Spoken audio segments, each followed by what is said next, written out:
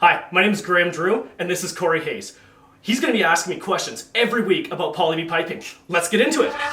Bring it on.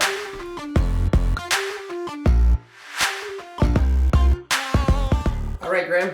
This week's question about Poly B is, are there different sizes of Poly B piping? And if there are, what are the different applications of those pipes?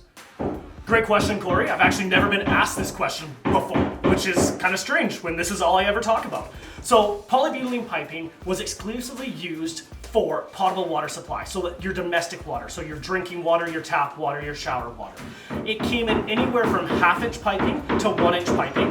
The 1-inch piping was exclusively used to provide your house with water from the street. So where the city water comes in, it comes into your house up to your meter, and then it branches off to 3/4 and 1/2-inch piping, like we have before us here. So 3/4-inch branch piping would be going through your entire house, and then to each fixture you'd have 1/2-inch piping connecting your faucets, your bathtubs, your showers, your kitchen faucets, your ice makers, and outside water lines, garden hoses. So this is the most common size, followed by 1/2-inch, and 1-inch was, again, rarely used, but if it was used to go from the city line into your house.